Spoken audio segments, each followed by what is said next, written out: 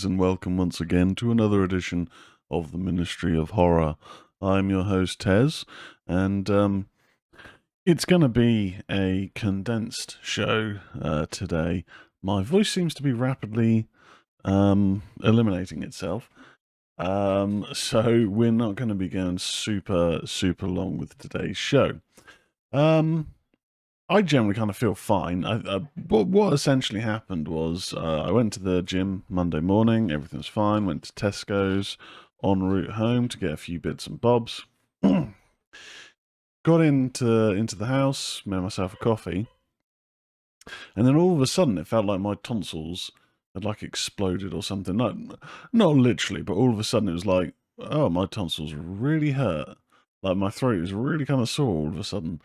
And yeah, it didn't feel so great yesterday, and then today it's like, yeah, just my throat hurts is the simplest way to put it, and then my voice has started kind of going in and out today. So hey, it's been fun, but otherwise all good. In terms of just kind of general catching up, we had a great live show last week. Numbers are looking really nice for our review show of Infested. Where we reviewed Infested, we also reviewed Alice in Terrorland, and we then took a look at some of the films coming up later this year. Now, last night, I managed to get down to the cinema to watch the new, and I believe it's now being regarded as a Universal monster film called Abigail. I've been reading online that apparently, yes, it is actually part of the Universal Monster Pantheon. I don't know if that means it's Dark Universe or whatever their new version of a series is. Now, don't worry, this isn't a spoiler, because in the film there's no, not that I noticed anyway, there's no hints to this wider monster universe. And I really don't think there needs to be. I mean, if they are trying again to go down this route, you've only to look at the original monster films, like the original Dracula. There wasn't constant hints of, oh, Frankenstein's a monster. You know, the Wolfman, from memory, there's not hints of, you know, the creature from the Black Lagoon. You can totally have self-contained films with self-contained stories that are then part of a collection. That does not in any way need to be team-ups and crossovers. You know, if you have successful modern entries and it makes sense for there to be some sort of crossover, then sure. But this whole idea of a dark universe, or again, whatever that is in today's world, doesn't need to happen, I don't think. You know, there's too much of a focus on what Marvel did with the Avengers, the cinematic, the MCU. And then obviously DC also sort of tried to do their own universe, and but for better, there's fans, you know, whatever. But apparently, yeah, Abigail is a Universal monster film. But I certainly didn't get that from watching it. I have to be honest, personally. So we're going to be doing a review of that. We also have a retro review, and that retro review is going to be the 1987 slasher Blood Rage, also known as Nightmare at Shadow Woods and Slasher. Slasher is the name that appears in the actual title card of the film. We're going to chat about those a little bit later on. First off, we're going to have a look at some horror news. So yeah, we are going to be kind of zipping through this. I know I say this on quite a few podcasts. We're going to have a condensed show. We're going to have a shorter show. And then I end up blathering on. It's not really a possibility, I don't think, this evening for me to blather on too much. So it is going to be a condensed one. We're going to jump, though, into the latest in the world of horror news.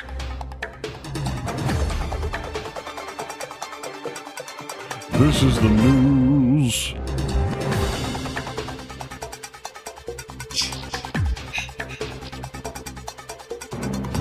There we go, this is the horror news.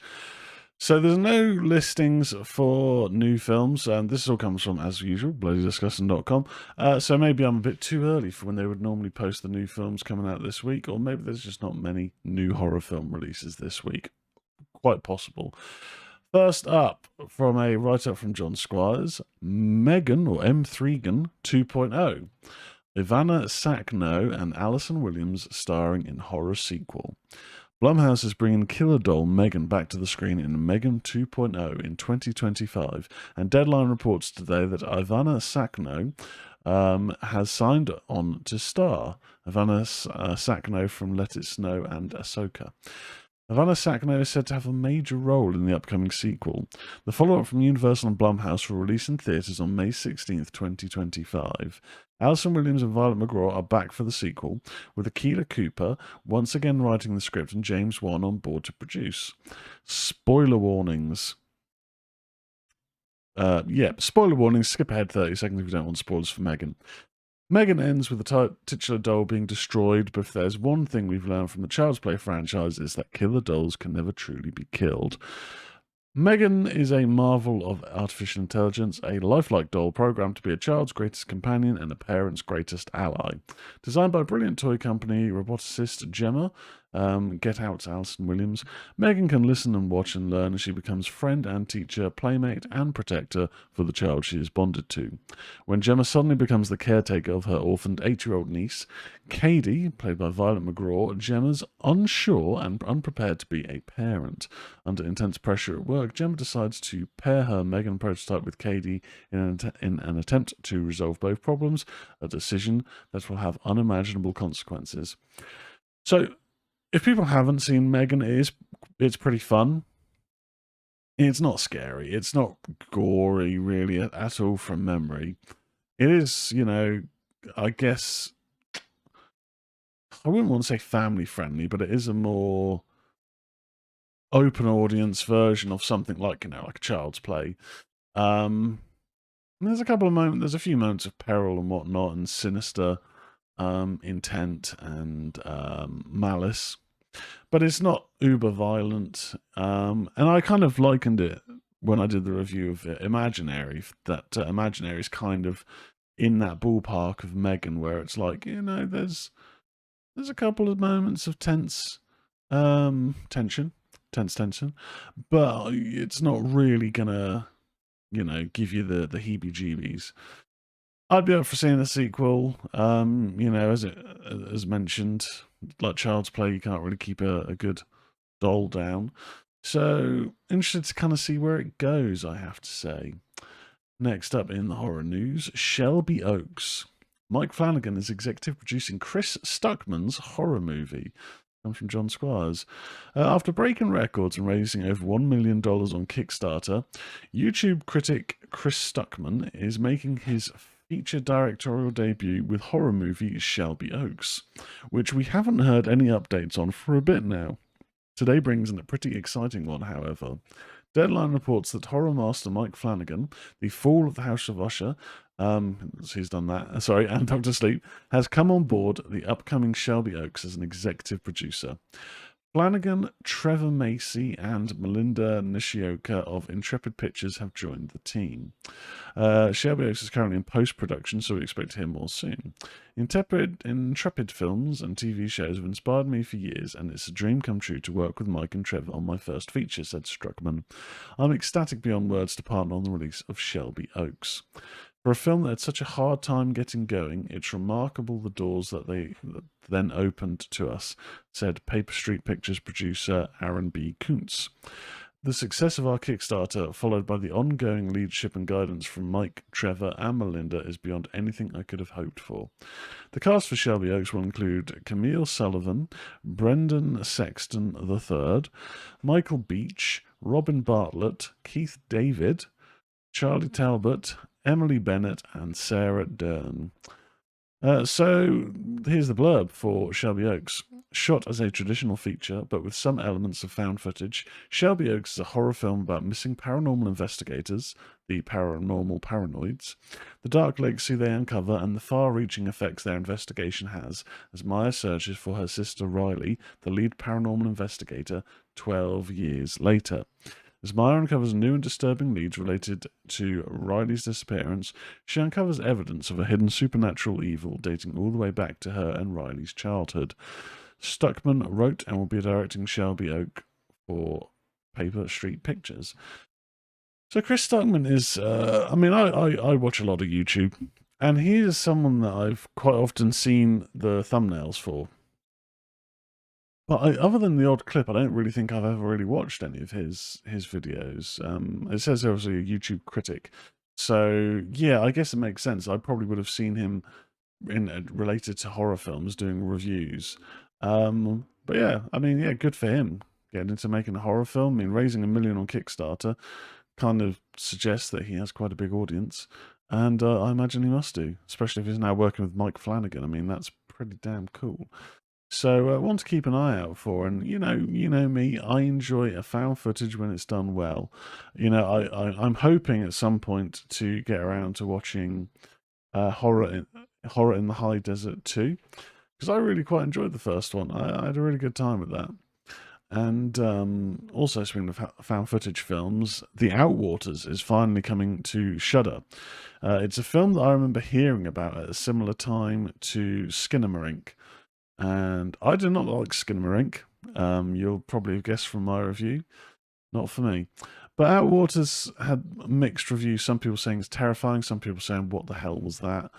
I always try to be open-minded to watch these things and not go in with too low expectations or too high expectations. But the long and short of it is I enjoy found footage when it's done well. So Shelby Oaks, I want to be keeping an eye out for that.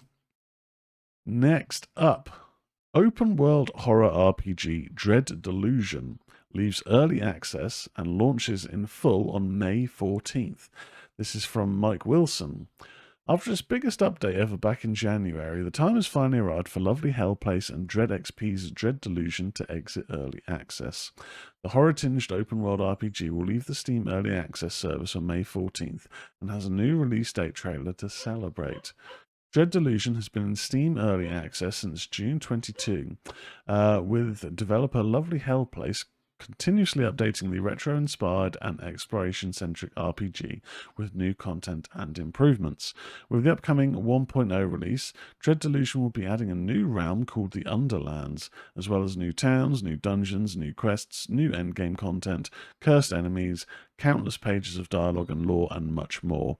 More info on the launch update will be revealed as the 1.0 release approaches. Dread Delusion will also be part of this year's Ludo Narracon Festival on Steam, which will also include a 20% discount from May 9th to May 16th.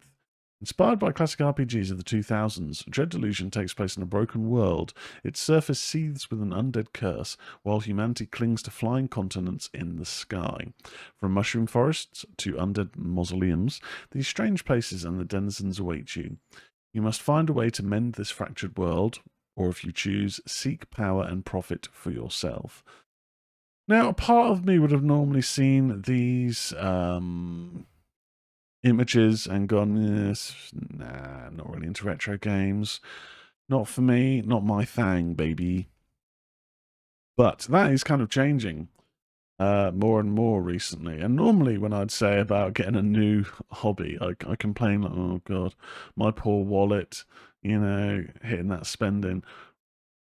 Actually, there are deals out there, not bad deals either. So I've talked before about getting to playing some more old school games on the Nintendo 3DS. Recently picked up on the cheap a slim PS2, which PS2 was my jam back in the day. Like, normally I wouldn't have thought I could go back to those sort of games because of just getting so used to the more modern games that come out, getting used to the frame rates, the responsiveness of the controllers, also the controls themselves, and all of that stuff.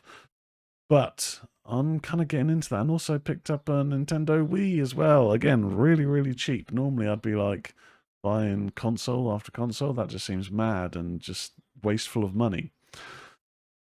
Bargains. If you have a look and you find a good bargain, why not? So, maybe this is one to keep an eye out for. I mean, I don't really know what the combat is like. I mean, it's an open world RPG. Is it a point and click? Not too sure. I haven't looked at the trailer for it yet. But the days of me being put off by a retro-inspired game are kind of dwindling.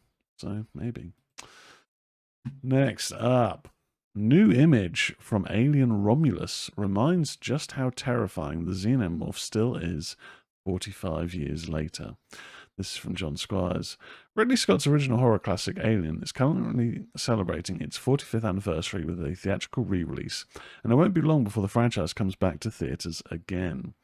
Fede Alvarez, who did Evil Dead and Don't Breathe, his Alien Romulus will be unleashed in theatres nationwide on August 16th, and USA Today has scored a killer new sneak peek. 45 years ago, the Xenomorph was born from the minds of Ridley Scott, H.R. Geiger, and Dan O'Bannon. This summer, the monster is back and scarier than ever. See the new shot above. Here's the full official synopsis for Alvarez's Alien Romulus, which comes in the wake of Disney reviving the Predator franchise in spectacular fashion with last year's Prey. While scavenging the deep ends of a derelict space station, a group of young space colonizers come face to face with the most terrifying life form in the universe. Kaylee Spaney leads the cast alongside Isabella Merced, David Janssen, Archie Renault, Spike Fern, and Eileen Wu. Alien Romulus takes place in between the first two films. It's been described as an original standalone feature, one that will focus on a group of young people on a distant world. Fede Alvarez wrote the script with Rodo Sayegh, and Ridley Scott is on board as a producer for the film, the first movie in the franchise to be released by Disney. So the image, which obviously you can't see unless you go to Upload Disgusting, it's a close-up image of the xenomorph face. You can kind of see the teeth quite clearly, and there appears to be like kind of a smokiness surrounding it. But quite a kind of a key part of the image, I suppose, is that gloop. The xenomorph has got that gloop dripping off it, and that was always quite terrifying. So it was just like, is it salivating, or is it just generally a slimy being? I don't know. I don't like it, but in a good way, because it's creepy, and that's what we want. Yeah, my hype levels are really kind of off the chain for this, and you know, I should say I should temper my expectations, because who knows? I've been burnt before, but yeah, screw it. It looks really good, and I think the director is a safe pair of hands as far as I'm concerned so far. Couple more things to go over. So, Abigail just outgrossed fellow Universal Monster vampire movies Renfield and Demeter. Now in its second week of release, this is again John Squires, Blood Disgusting. The radio silence directed Abigail is the third Universal Monsters vampire movie released in the last year, coming along in the wake of period piece The Last Voyage of the Demeter and horror comedy Renfield. All three films have struggled at the box office, but Abigail at least has some good news to celebrate this week. Renfield came along first in April 2023, ending its run with 26.4 million, while Last Voyage of the Demeter ended its own run with a mere 21.7 million. The vampire ballerina movie Abigail has already outgrossed both films, hitting 28.5 million at the box office this week. The bad news is that Abigail's reported production budget was 28 million, so it seems unlikely to make a profit at the box office when you factor in the marketing spend and everything else on top of that figure. And that's especially a bummer because Abigail is such a crowd-pleasing good time, with most horror fans agreeing that it's one of the year's best movies thus far. I mean, I think it still kind of sucks that The Last Voyage of the Demeter just really barely had a UK release. I mean, we've talked before, and it still doesn't seem like it's available to rent, like on Prime Video Store. I don't know about other places, but I'm going to have another look. Last Voyage of the Demeter. Normally, it's just import copies available.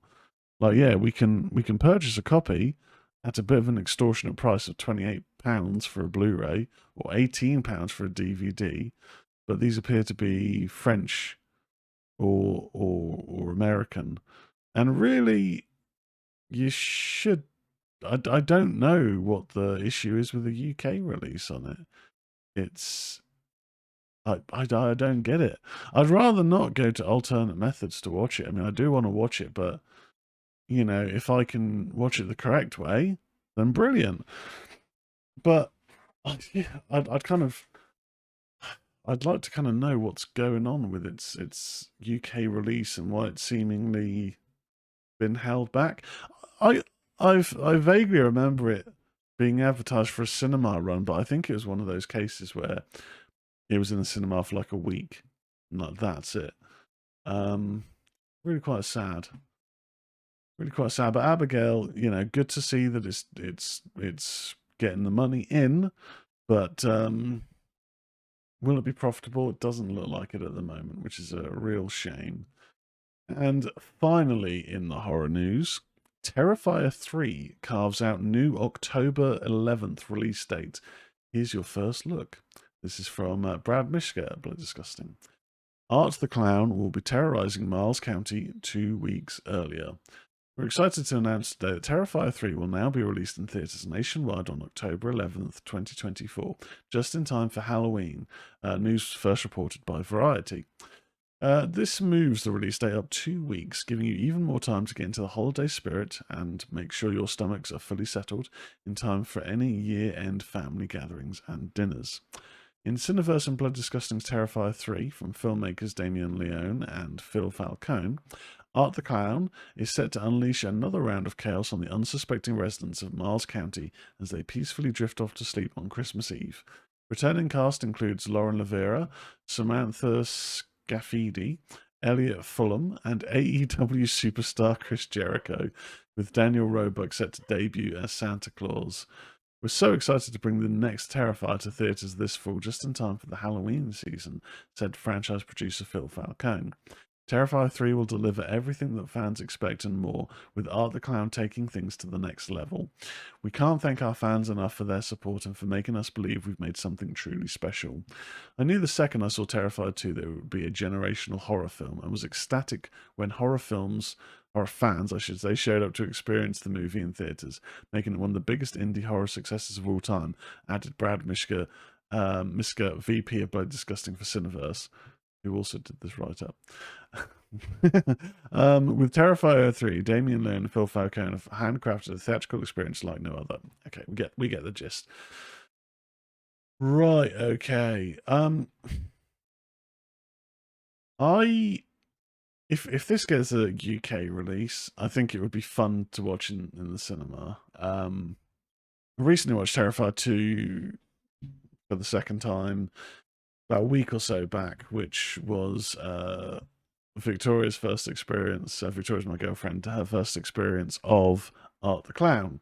I knew she wouldn't like it, but she had a friend over who's a big horror fan, and when looking for a film to watch, they mentioned, I've seen the first film, wasn't too sure about it, but I've heard good things about part 2. So I was like, okay, well, let's watch Terrifier 2. And yeah, it traumatized my girlfriend. So I think she's already kind of confirmed that if there's another film, I'll be watching it by myself. And I don't mind going to the cinema by myself. I've also got a couple of mates who are into horror, so I don't know what their views on the Terrifier films are. But either way, if it does get a UK cinematic release, I'll watch it some way, somehow. Just because, the second one is over the top ridiculous. It is a ridiculous film. It is a bit over long. But it is quite entertaining. It is a good, ridiculous, and ridiculous is the key word here, ridiculous slasher. It is nonsense, but it is fun at the same time. So, yeah. Long may it continue, I say. Why not? And that is kind of it for a really quite quick horror news section. I mean, normally at this point, I'm still rambling on at the start of the show, doing my preamble, talking about whatever guffing I've been doing. But yeah, that's it for the latest in horror news.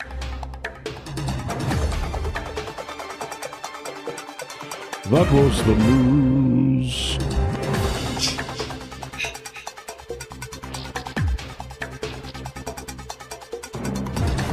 There we go, bosh. Right, we are cooking with gas. So first up, we are going to go to our retro review. Retro reviews is something we do on this pre-recorded show, just as something that makes it a little bit different to our alternate week live shows over on Twitch, twitch.tv/Tesius. If you are listening on podcast platforms and you do want to watch the video version, it goes out on YouTube. I tend to upload them a day or so after the recording or the live show. And they also go out, the live shows go on Twitch, twitch.tv/Tesius. We do have a TikTok as well, Ministry of Horror. We have an account on X, Ministry_Horror. So be sure to check those out, give us a follow and all of that jazz. So first up, we are talking Blood Rage. Now, this is also known as Nightmare at Shadow Woods, and the title that appears in the film at the opening title card is Slasher. So I'm not sure why it's got these alternate titles, but it's a 1987 American slasher film directed by John Grisham, written by Bruce Rubin, and starring Louise Lasser, Mark Soper, and Julie Gordon. Set on Thanksgiving, the film follows a woman and her adult son who are stalked at their remote apartment community by the son's unhinged twin brother who has escaped from a psychiatric institution after allegedly murdering a man years earlier. The film also does feature a little cameo appearance at the start of Ted Raimi. I did wonder if that was him, selling condoms. Yeah, there you go. It was released theatrically under the title Nightmare at Shadow Woods in 1987 in a censored cut, which eliminated much of the film's elaborate gore special effects. The home video release of the title is Blood Rage, though it does say slasher at the start.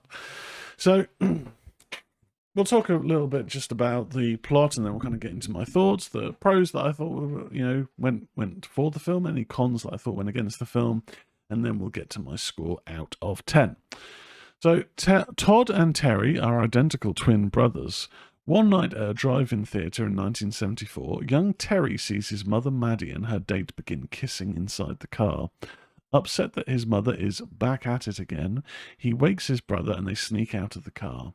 Apparently triggered by his mother's promiscuity, Terry takes a hatchet and murders a teenager having sex with his girlfriend in the back seat of their car, then frames Todd by smearing blood onto him and placing the hatchet into his hand. Todd, too traumatized to speak in his own defense, is found guilty and committed to an asylum.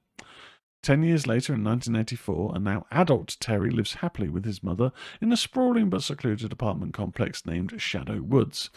On Thanksgiving, Terry's long-dormant murderous rage is revived when his mother gets engaged to her fiancé, Brad, who owns the complex. Terry also learns that twin brother Todd, whom he framed for murder a decade earlier, has escaped from his mental hospital and may be heading home. Terry murders Brad by chopping his right hand off with a machete before splitting his head. He plans on again framing twin brother Todd. So as it kind of mentioned in the initial kind of blurb in the initial kind of information about the film before getting into the sort of synopsis, that there was some elaborate gore in this film. That is a little bit of an understatement, because I didn't really know a lot about this film. I certainly hadn't really kind of heard like, oh, you got to see Blood Rage, or I hadn't really heard it being mentioned in like the same lines of, like a Texas Chainsaw Massacre or The Burning, that sort of thing. But within like the opening 5 minutes or so, I was very impressed with the effects. The film's got a pretty good score. Like the acting, for the most part, is quite good. I'll get into that more of that a bit later on. But the opening hatchet attack, Jesus, like bravo to the effects teams in this, because like the first hit of the hatchet smacks the guy in the eye and across half of the face. And normally you'd sort of think with, these 80s slashers, it would just be, like a stab off screen or to the chest or throat slit, you buy the numbers kills in a horror film. But no, this guy got half of his head hacked away with a hatchet. Someone else later on, there's a pretty cool decapitation, or you see the remnants of a decapitation. And then also, the guy getting his head split in half. It's ridiculous. But I said ridiculous way too many times in this podcast already. But it's madness, and it is a real kind of highlight of this film.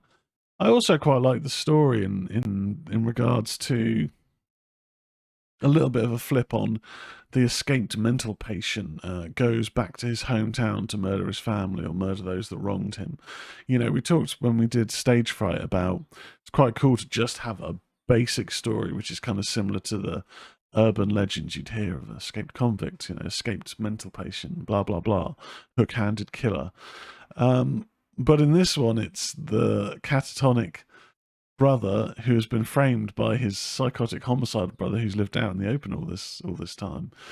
There does also seem to be a bit of a weird Oedipus type relationship going on, or a weird incestuous relationship. There's just a couple of moments between Terry and his mother that were a little odd. And there's also a moment near the end with Todd and his mother. It was a little bit odd. I don't know if it's just, I don't know, just it kind of came off a little bit creepy, especially creepy in the circumstances. I just thought, I don't know, this seems a little bit weird. In terms of the performances, I mean, the twins were played both by Mark Soper. So he did incredible. I initially thought it was actual twins, because there's only a couple of times you see them together, and really you don't see them. Actually, you don't really see them face to face. It's a very good performance, I think, from Mark Soper. What other stuff has he done?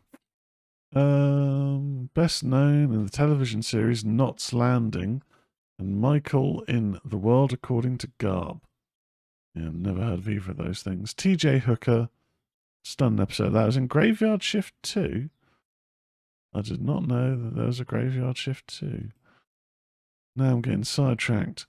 Graveyard Shift. Here we go. Right, okay. Anyway, we're going off piste. But yeah, the soundtrack is pretty cool for this film. The kills are exceptional. They are really good.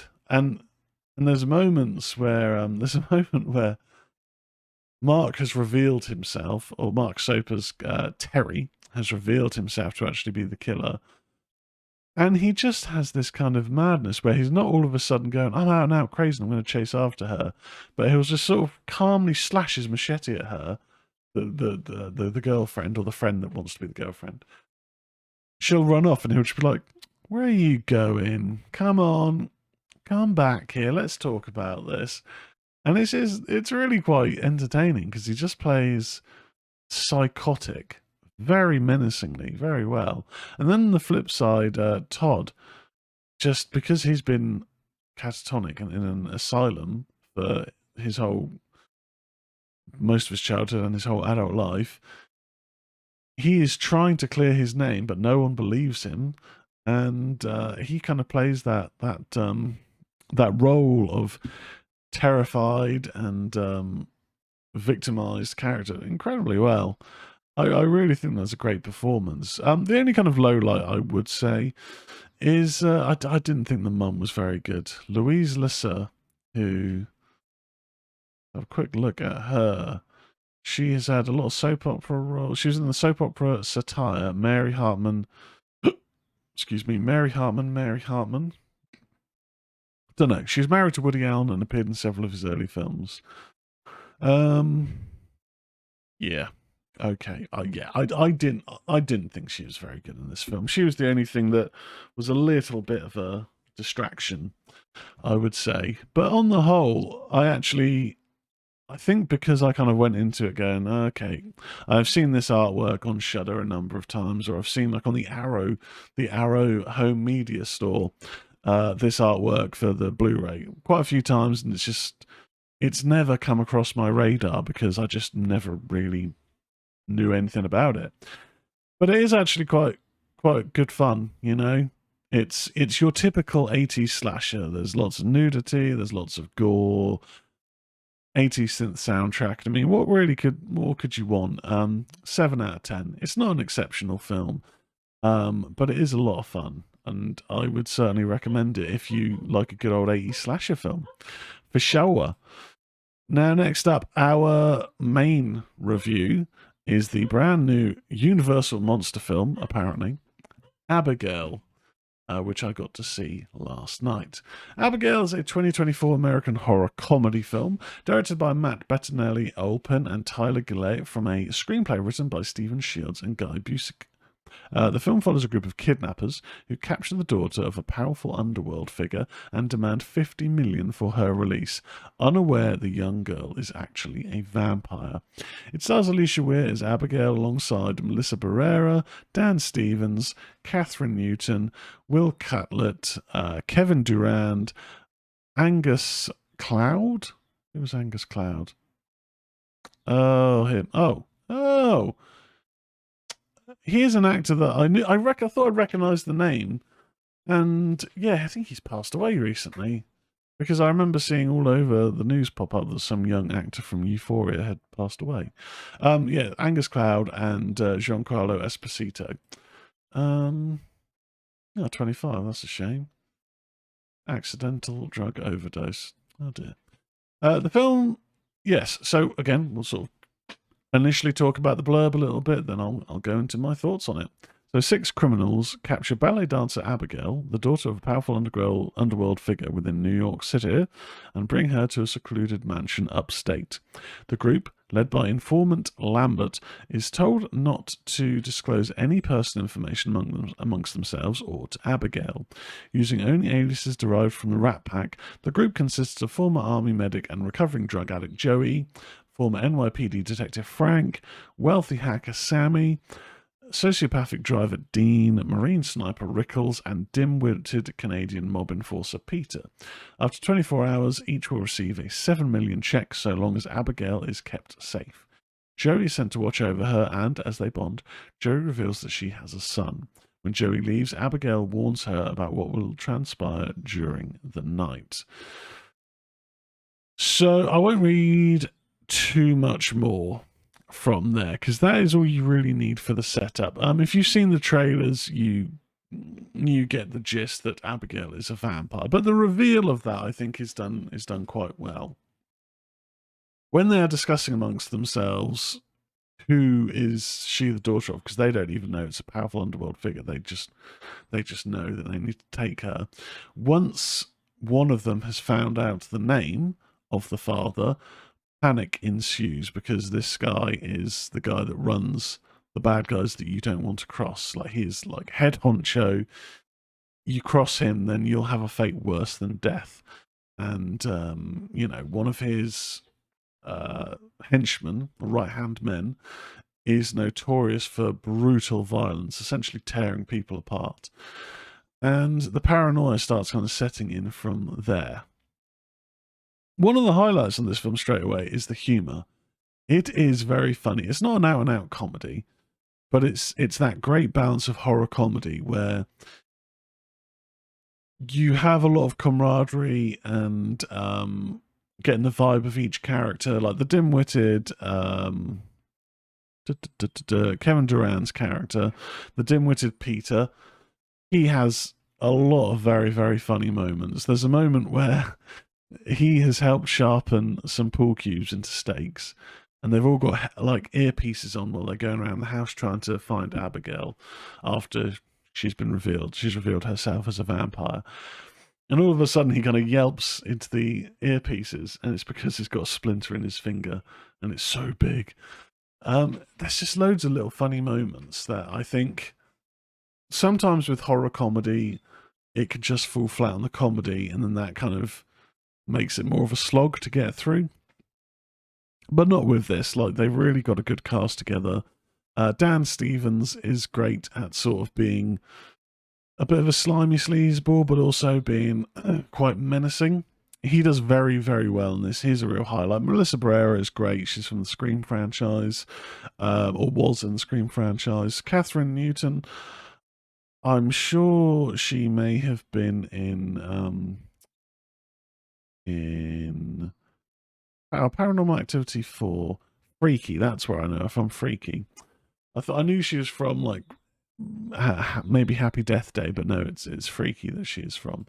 She's very good in this as well, and generally the cast is great. And Giancarlo Esposito has quite a small role, but he's very good. That's all I'll kind of say.